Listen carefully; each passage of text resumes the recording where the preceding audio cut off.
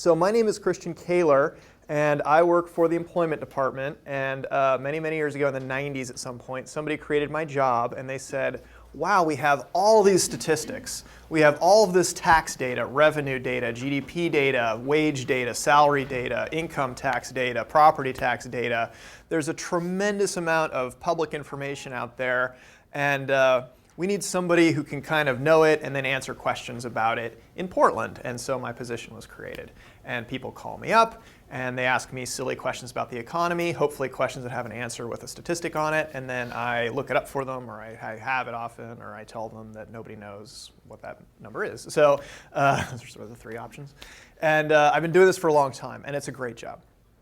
And so what I start out doing, especially with the younger folks, is mentioning, I usually mention it later, I myself started at Lane Community College. I wasn't born there, but I started at Sacred Heart Hospital. And about 18 years later, I continued my education at Lane Community College in Eugene, which is a great institution. And it meant a lot to me. My family's income was, well, let's say lower end. Not exactly poor. I had to work through school. That was fine. I really like working. I had a good work ethic, but I knew that if I wanted to do really cool jobs like the job I have today, I needed a college degree. I didn't know what it was going to be in, and I didn't know what I wanted to do when I grew up. LCC was perfect for me, and it really was. And it still hurts me today because I sort of run around and people are like, well, community colleges. Anyway, so because I was working and that was kind of my primary thing, I had to schedule carefully. And so I had to sort of take the classes that fit my work schedule, not the other way around, unfortunately. And there was a class, it was 8 a.m., Monday, Wednesday, Friday, and it was Economics 101. And I took it, and I liked it, and I did well in it. And a lot of students said, wow, this class is really hard. It's really boring, it doesn't make any sense. And I was like, oh, I think it's kind of an interesting class. I really like it. So, and I got an A. Oh, that's a nice, unusual twist. So I said, well, what's the next one? Oh, Economics 102. Okay, well, I'll try that one. Oh, what's after that? 103. Okay, what's after that? Well, 201 or whatever. And it just sort of kept going. And then at some point, I think when I transferred to the University of Oregon, they said I had to pick a major when I was a junior or something. And I actually did this. I looked at my transcript and I said, why do I keep getting A's in these economics classes? Because I'm not getting them in these other classes I'm taking. And so it sort of, literally this happened. I knew I was doing well in those classes. They also challenged me much more. So I was working harder to sort of earn that grade, but I was happy to do it. And so accidentally, on December 12th, 1998, I found myself with a degree in economics from the University of Oregon. I went on, there was a brand new little company, a scrappy little company called Google. It only had about 10 employees. And I should have applied to work there. I didn't. But I had some friends who were computer programmers in the computer science department. They said, oh, Google's great. It's going to Ask Jeeves, forget about Ask Jeeves. Forget it, yeah, it's only on Google. So I went on Google and I typed in Oregon Economist job. And the first thing that popped up is this job, actually, that I have today. I applied for it. It got lost for a couple of years because of some furloughs or something in the HR department. That's actually true. And then they called me in 2000 and said, if you're still interested, we'd love to have you. So it's a great job. And part of it comes back to a fundamental question. What does an economist do? What do economists do? We study the economy. And then, again, there's just this fundamental, what is an economy? An economy is an answer. And the question is, who gets stuff? Scarce resources, an excellent example. Food, water, cars. Who goes to PCC? Who goes to Harvard? Who can't afford to go to school? Who gets health care? Who dies of a preventable disease? These are all things that we deal with that are designed, this is all determined by something we call an economy. And sometimes you have Medicare and Social Security and these sort of non-private sector animals out in it, and you have private sector. It's a decision that's being made about who gets the stuff and who doesn't get the stuff. And that's all an economy is. But that's a very big thing to be. It's a very big thing to be. And so it's fascinating, endlessly fascinating for me to study that and say, okay, who gets what and why and who doesn't? And when we make a policy change, who does better and who does worse? I find that just endlessly fascinating. And I'm kind of surprised everybody isn't an economist, because I've discovered, actually, this is a sort of a pet theory I'm working on, one of the reasons people like TV detective shows, right, is because everybody kind of wants to be a cop. Everybody kind of wants to catch the bad guy by out-thinking and outsmarting and being a detective. And the reason we watch medical shows like House is everybody kind of wants to be everybody, I think inside of us, we have these little jobs we'd like to be in certain idealized ways. And we'd like to be a doctor, we'd like to be a lawyer, we'd like to be a prosecutor when you watch, Law and Order, you say, well, if I was in front of the jury, I wouldn't say that, I would say this. We like to sort of pretend a little bit. I think everybody's an economist. And the reality is some of us are good at it and some of us are bad at it, but we're all economists because we all have to make these economic decisions about what we're going to do. And oftentimes we make the wrong decisions even with the best intentions. So economists have lots of tools in our toolbox. And one of the most famous ones, most of you have probably heard of, is something called a cost-benefit analysis. Okay? So here's cost and here's benefit.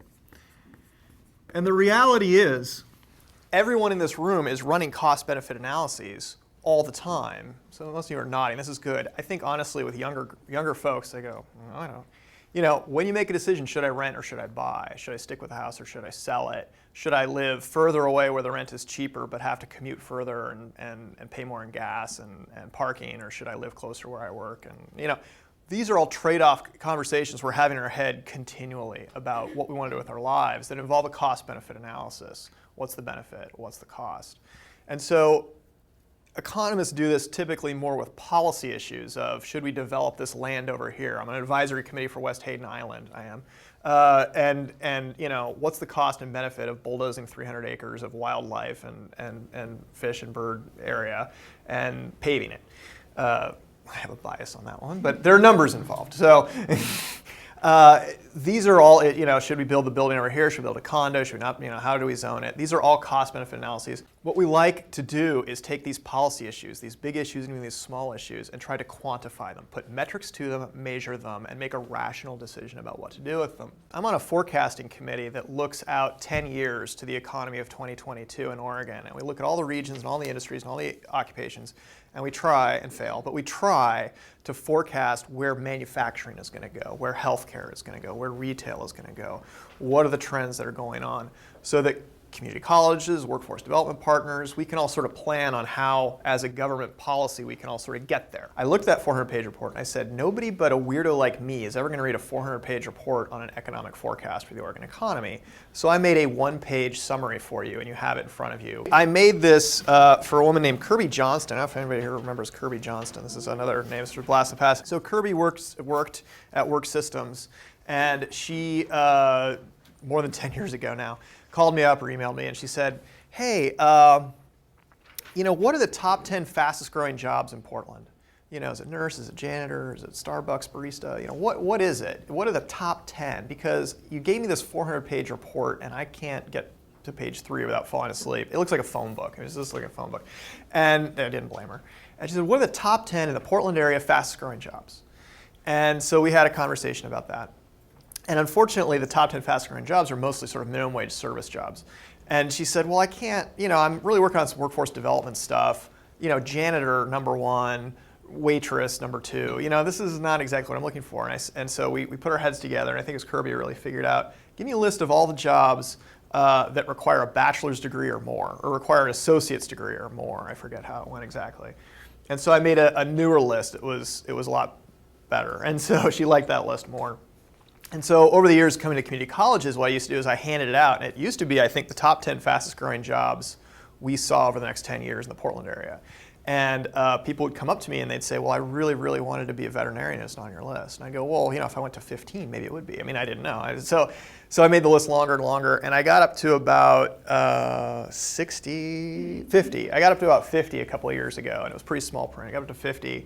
And I would hand that out to these job seekers, these teenagers who are trying to figure out what they want to be when they grow up that are here at the community college. And it was actually about a year or two ago. I was out at the East Campus on 82nd and Division. And this girl in front of me, as soon as she got it, she stopped listening to me, which is okay, I'm boring. She got out her pen and she just started highlighting jobs she might be interested in. And I thought, boy, I'm going to see how many I can squeeze onto one sheet of paper. So now you have to suffer through this 7-point font. It's 2 different ways. So I laid it out a couple of different ways so people could kind of make a choice. These are all the fastest growing jobs we see in the Portland area. On the right is the fastest, 2,000 plus openings on the right column. The left column's pretty good, but still pretty good openings, but a slower pace. I then also ordered it two other ways. Higher wage jobs, higher up, lower wage jobs, lower down. There's a wide range here on salary. And then I did a third thing, which is really the key to the whole sucker. If the job requires a bachelor's degree, I bolded it. So you'll notice a pattern real quick, and the eyes love to find patterns like that, especially when it's only one page and not a 400-page report. And so this is now 140 jobs, sorry, but I wanted to be able to show people there are a lot of opportunities out there, higher wage, lower wage, medium wage, and these are where we see the most job openings over the next 10 years. Not just because of businesses expanding, but turnover as the baby boomers are retiring, new positions being opened. So you'll notice, for instance, middle school teacher, high school teacher, elementary school teacher is on here. More because of the turnover we're forecasting from the baby boomers leaving those jobs. So you have your cheat sheet. I will cheat a little more and just ask you questions you don't necessarily know the answers to. What is the average wage in the Portland area for a person who works full-time but only has a high school diploma? 25,000. About 25,000. And you got a cheat sheet in front of you, although this side's a little rougher. The flip side is really the wage detail from our occupational survey. It's not the same jobs, although you see mostly overlap. This is 140 some, I forget, of the most common jobs in the Portland area, and out of 800 that we track, by the way. And this is the average wage for each of them. I didn't bold these by bachelor's degree, but anybody want to guess what the average salary is for a full-time worker with a bachelor's degree or more in the Portland area? 55. So it works out to about 20, maybe $25,000 because high school graduates don't tend to work full-time as often. So and people with college degrees tend to work. So it tends to be a gap of about $25,000. So what I'm going to do for benefit over here, I think I usually do this after cost, but it'll be okay, is $25,000. How long is the average career? Getting longer. Putting retirement off because you can't afford it. Huh? 35 years. Yeah, 35 years. I like to do, especially with the kids, just kind of nice round numbers. They can't do the math either, so it doesn't really matter. I like to do 40 years. I mean, say you graduate at 25, you retire at 65. Who knows? Who knows what it'll be? It'll probably be 50 in about 10 or 20 years here. But does anybody off the top of their head know what 25,000 times 40 is? It's $1 million.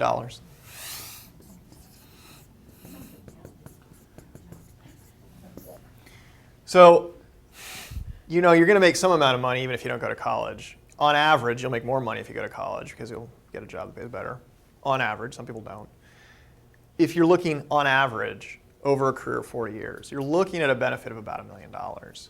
I do usually do this second because first I do the cost. And let me tell you, community college kids are really good at this side of it.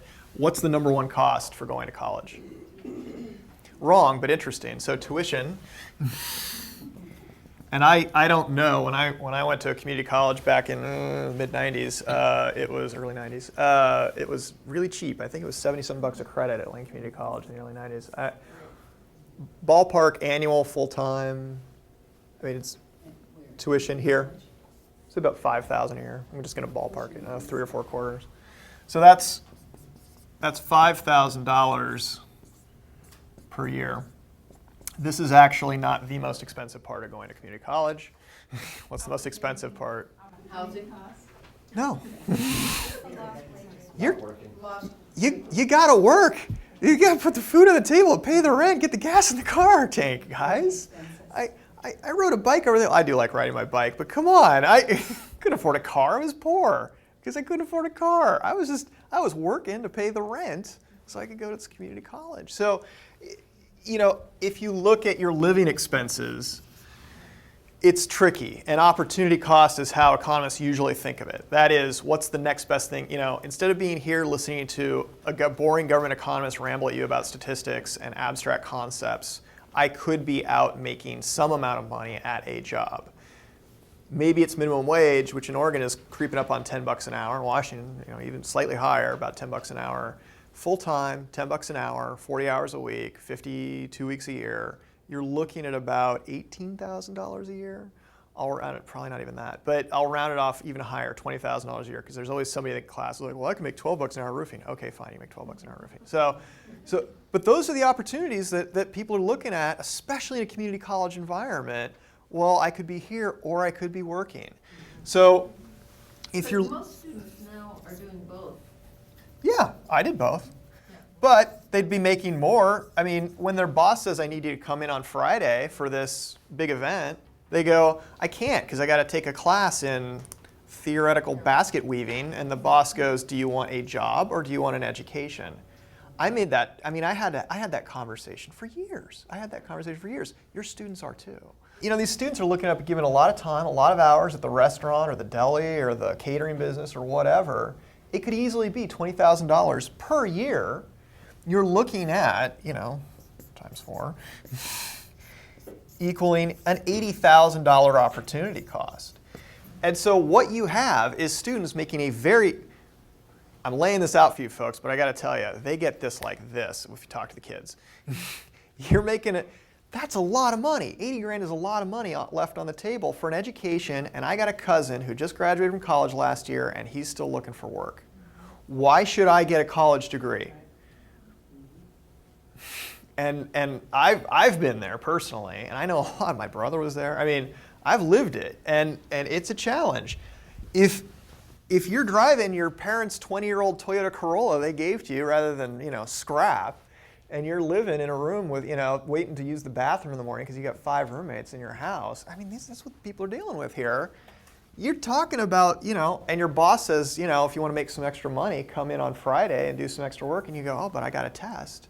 I mean, that's a really tough decision to make. So $80,000 in opportunity cost, plus the $5,000, you do 2 years here, that's 10 grand. You're going to transfer to probably PSU. By the way, a majority of the students at PSU who graduate do not start at PSU.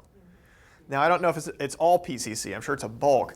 PSU is basically a feeder school for other schools to come into for people to finally graduate. That's what it is. And I heard that from the president, so I think they're aware of it. Neat stat, I didn't know it was that high.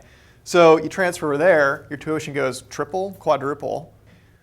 Tuition, you're easily looking at $150,000. And if somebody says, hey, I really want to go to Lewis and Clark, I want to go to Reed, I want to go to Willamette or something, this can easily be $150,000, and I can't write, plus. That's a lot of money. But that's even more money. You're talking about 7 to 1. Now, I didn't invent this. I didn't figure this out. This is in the academic literature. So labor economists dink with this stuff with their slide rules in basements and write papers that only we read. It never the media never picks it up. Nobody else cares, I guess. But economists like me scribble out this sort of data, and we've done this analysis. We've done longitudinal studies. We've done it by major. We've done it by age, race, ethnicity. We've done it 8 ways from Sunday, and every way it comes out roughly like this. Some smarter folks than me went through, and they said, if you take a bachelor's degree and you put it up against investing in the stock market, gold, real estate, they went down the list. It wasn't close. Over a 20, 30-year, 40-year period, you name it, if 20 years ago your Uncle Max gave you 100 grand and said spend it however you want, and you wanted to make that investment grow, the bachelor's degree beats all of that by an order of magnitude over any period of time. The question isn't why is the PCC parking lot so crowded and why are all these students coming? The question is why aren't we seeing 4 times the number of people coming? And that is actually, and again, in the academic literature, among labor economists with the PhDs who write papers nobody else ever reads, this is the conversation, is we go, buying a house is part of the American dream. Getting a bachelor's degree is the best, you'll make a lot more money over the long run with a bachelor's degree. Why aren't more people getting in on that? And of course they are. The enrollment numbers are going up. But there's a cost-benefit analysis, and I think we should do this for every student who ever steps foot in a community college environment day one. And again, they can pick their occupation, and you can, you want to be a firefighter, you want to be a veterinarian, you want to be a computer programmer, you're going to get very different numbers on that benefit side. That's been done too in the academic literature. And they're going, yeah, computer programming major, you're going to make $2 or $3 million more money over your career. Theater arts major, $400,000 more. I'm not making this up. We've broken all of this out. It's been studied very well. And the only thing we can figure out is, why wouldn't you go to college? Why wouldn't you get that bachelor's degree? So, but this is a fun exercise. I don't do it exactly like that. But you step through it and you see kids going, you know, this tuition check is a big chunk out of my income, but that is worth it. That's why, that's going to keep them going. And we're not having that conversation. So you have this handout. And as I made it, I noticed a couple of trends. So you sort of have it, and I kind of badly replicated it here in PowerPoint form. And, you know, about a tenth of them, actually a little more than a tenth, I think it's about 14 or 15 of these occupations, these 140 occupations, healthcare. And you're talking about, a lot of you know, an industry that really loves education and certifications. It's hard to get a job in healthcare that doesn't have at least some sort of, phlebotomist need a certification. You know, you're going to walk in the door, you're going to get certified by somebody. And really across the range, people do overlook much lower paid jobs like home healthcare aide, nursing aides, but across the spectrum of education and skills, and very high returns for our doctor friends at the top. Another way I sliced and diced it, high tech. And high tech sort of lives in a number of places in a number of different ways. And here again, I think it was the second most common occupation that seemed to pop out to me. And again, wide range, computer programmers, even electronic equipment assemblers with screwdrivers in a factory assembly situation. So those two kind of stand out. But again, I like to do this. My colleagues point out, everything's growing. There's a lot of diversity here. There's not necessarily a place that we see, whatever you do, don't train to be a welder. There's whatever. There are very few of those. Crabber is maybe on the list. Logger, I think, is on the list. But it's actually a very short list when we look at jobs that we think are kind of going away. Newspaper delivery boy, I think, is on the list. But in fact, I published an article on it last year, and that was on the list. So I did write an article on it. But generally, across industries, across occupations, I frame this discussion, especially when I talk to people looking at career retraining, what should I be when I grow up? You have a lot of opportunities, and I don't feel comfortable, and I know the data better than just about anybody, really. I mean, it's a small room. Me and 3 or 4 other people look at this data daily. I'm not really comfortable saying, don't do manufacturing, do high tech. Don't, do healthcare, not service. If somebody has a passion, you should really just encourage them to go with it. If they don't have a passion, that's a different conversation. But this is actually fairly diverse economic growth forecasted moving forward. So there's a lot of opportunities in industries. It's why, honestly, I made a list of 147 jobs, and I didn't do 10. And I've been asked frequently, particularly by work systems, what are the top 10? Where should we focus very limited training resource dollars towards getting, is it welders, is it nurses? And I feel like, telling people, hey, you've got 5 choices or 10 choices is really, it's insulting to them. And it's not accurate looking at the economic trends. So this goes to your question, and this graph I stole from a guy who is very, very smart, David Autor at MIT. I've been saying this for a while. Hopefully someday it'll actually happen and people will think I was a genius. But David Autor is a genius. He's an economist at MIT, A-U-T-O-R. I stole this out of a much larger report he wrote, which send me an email, I'm happy to send it to you. He calls it wage polarization. It's one of the best labor econ papers I've ever read. And it's very readable. It's not a technical paper particularly. The paper, the title is something wage polarization. Wage polarization is diplomatic speak, please don't fire me for wage gap, or rich getting richer, poor getting poor.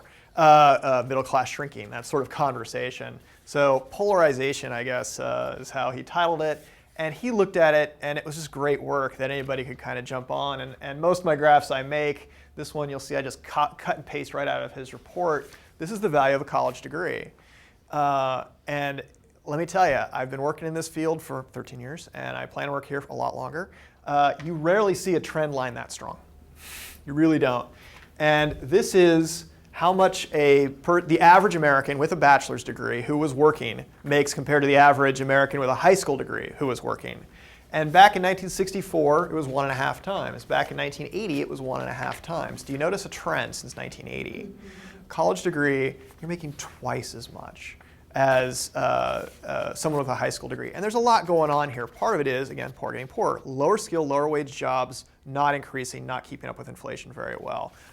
Decrease in unions, only about 12% of jobs in the Portland area union, and most of them are in this room. So in the private sector, it's even lower. It's like 5%. So diminishing of unions, a lot of blue-collar jobs being replaced by automation and manufacturing, global competition and outsourcing. There's no one silver bullet answer to this. There really isn't. What often gets overlooked, while people talk about that a lot, they don't talk a lot about the massive increase we've seen in high-wage, high-skilled jobs. We have a lot more doctors, a lot more lawyers, a lot more engineers, a lot more consultants, a lot more computer programmers than we did in 1980. So our economy has been developing larger fields. We always had these positions even in 1980. So I don't think people have realized as a percentage we have a lot more of them than we used to. So there's a lot more opportunity at the higher end in these six-figure sort of occupations listed here. There's a lot of growth there, especially over the last couple of generations. So that's kind of exacerbated that gap. And you are not going to get an interview for any of those jobs without a bachelor's degree. It's never going to happen. It simply will not. There's new fields still being developed. I just read an article yesterday, fascinating article on the 2012 Romney campaign. A journalist was digging the dirt. After the campaign, everybody gets drunk and they tell the stories, and the reporters write them up for people who care. And as a book coming out next month, they had an excerpt, data analysis. Let me tell you, I love data analysis. They talk about data analysis, huge part of Obama's victory.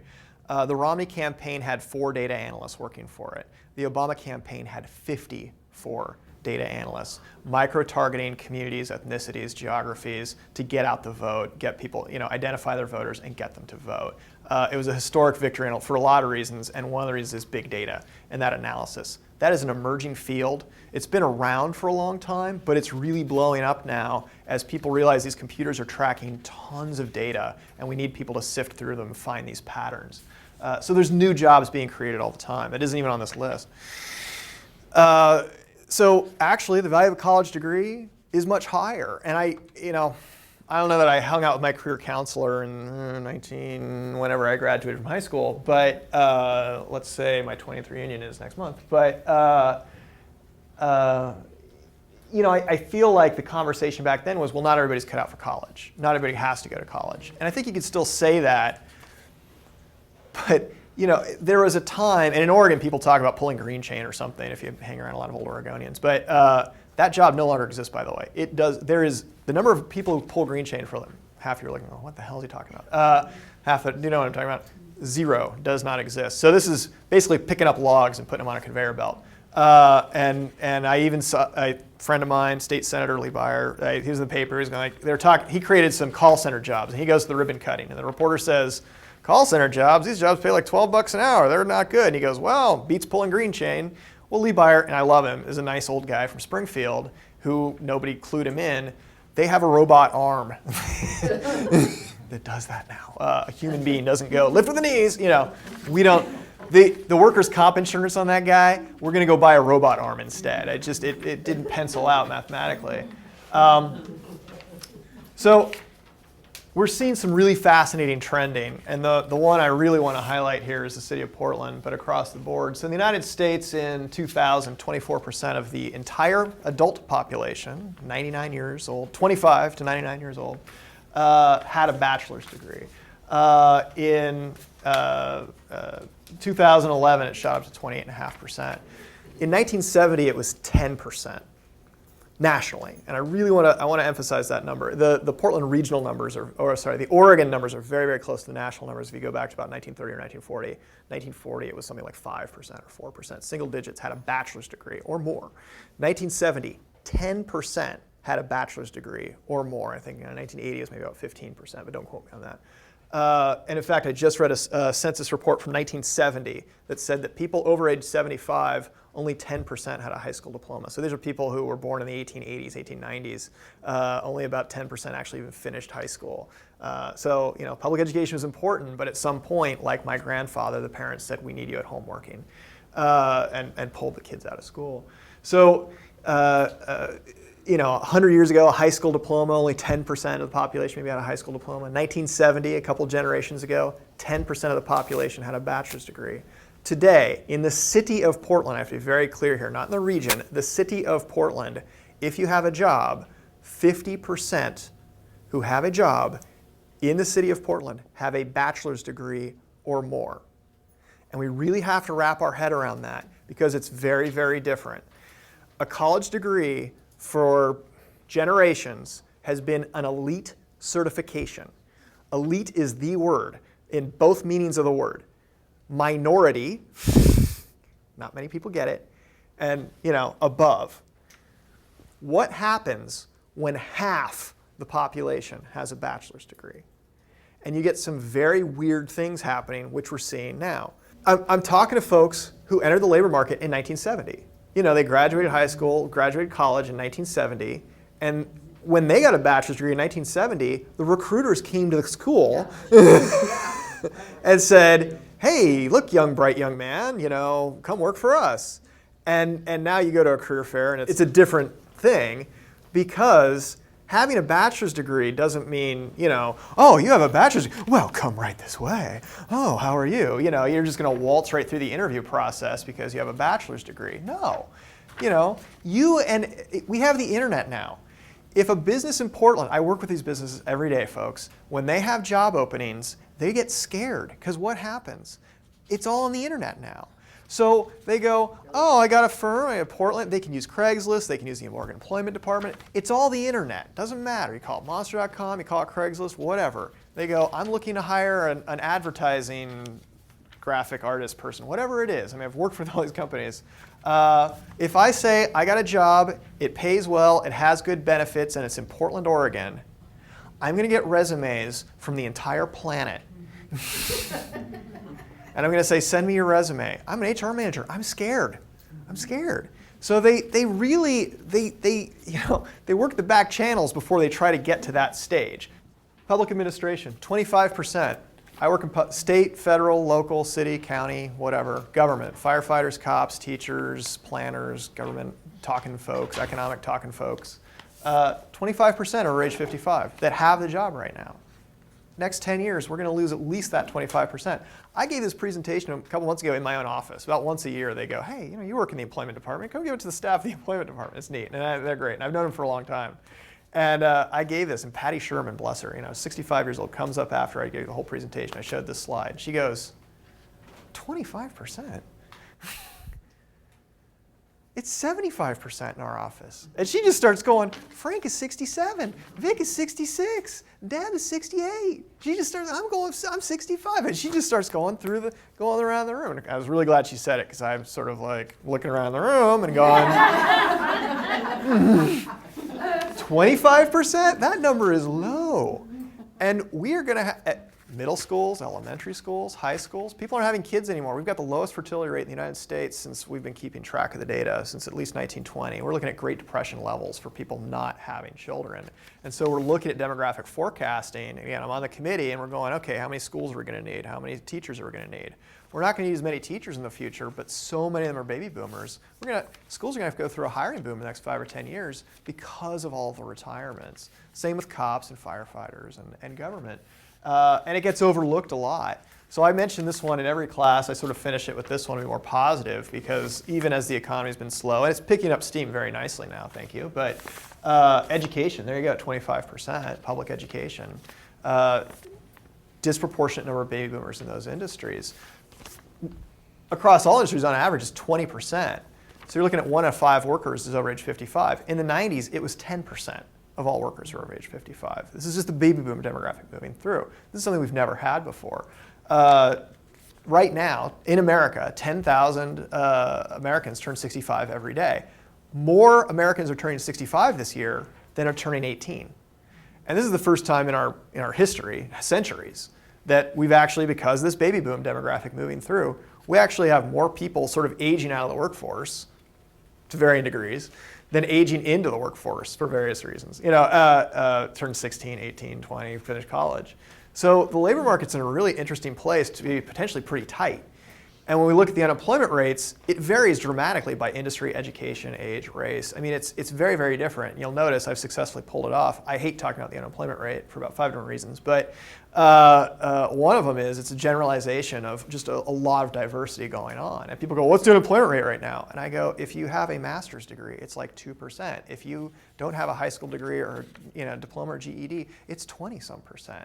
Was it 24 or 25? Who cares? The point is, it's just a radically different number. I'm surprised at the level at which the community college, I'll just blame everybody in this room. I'm surprised at the level at which community colleges have failed to, and by the way, when surveys are done on who you love, honestly, when they do this, by the way, so you should find, I'm sure PCC has done it. It's been 10, 20 years since I saw this, but what they'll do is people will do surveys, government agencies will do surveys and say, how much do you love Multnomah County government? How much do you love the Portland Public Libraries? How much do you love the Parks and Rec Department at the City of Portland? How much do you love Metro? How much do you love the zoo? They go through, they do all the state government. What do you think of state government? What do you think of federal government? What do you think of Congress? Just confidence, just general taking the temperature. Number one on that list, it's always been, do you know what number one on that list is? Community colleges. 85-year-olds take photography and cooking classes here. I mean, 40-year-olds get worker retraining here. 18-year-olds come here after high school to start college. They can't afford, to go to a nicer school. You've got the most popular institution here, and you're doing amazingly beneficial work, increasing incomes dramatically for folks. And you're like, oh, well, nothing big, you should toot your own horn more, honestly, especially as an educational system. And you have these people out there, well, college isn't meant for everybody. Oh yeah? Do you want to take the gamble and not send your kid to college? Well, hell no. It's over 90%. Again, polls. Pew Research did a poll and they said, hey, do you expect your kid to go to college? It was like 95% of parents expected their kid to go to college. I mean, I've shown you a lot of data here, but people are aware of this fact anecdotally in their own offices that you can't get a job in the mailroom without a bachelor's degree anymore. And so when they look at their kid, they go, you're going to go to college because the other opportunities are on the bottom half of this sheet, and there's plenty of them. Waiters, laborers, tellers, cooks, janitors, bartenders, cashiers, food prep workers, dishwashers. $25,000 a year, plenty of job opportunities. And they will continue to be there. They will not go away. But who aspires to that? Nobody. 2 or 3 months ago, I broke out the average wage by college major. And one of the most interesting things about that report, it's done by the census, I didn't do it, but one of the most interesting things about that report, they've ranked all the college majors from highest income to lowest income in the United States. And I think computer science is number 1, I want to say. The bottom, let me tell you, there's a race for the bottom, and I think it was theater. I think it was theater, guys. But one of the interesting things about that, even theater majors, that it wasn't $1 million, it was $400,000, was the net difference. So they made $400,000 more than they would have with only a high school diploma on average. People with theater degrees are making $400,000 more than the average high school graduate. And they said, unless you spent more than $400,000 on your degree, it would have made sense for you to go. I mean, there's still a benefit even for these low-paying majors, which is kind of the headline of the article. But anyway, if you're interested in these issues, send me an email. I'll sign you up for my newsletter. I'll stick around if you have questions. You guys have been great. Thank you.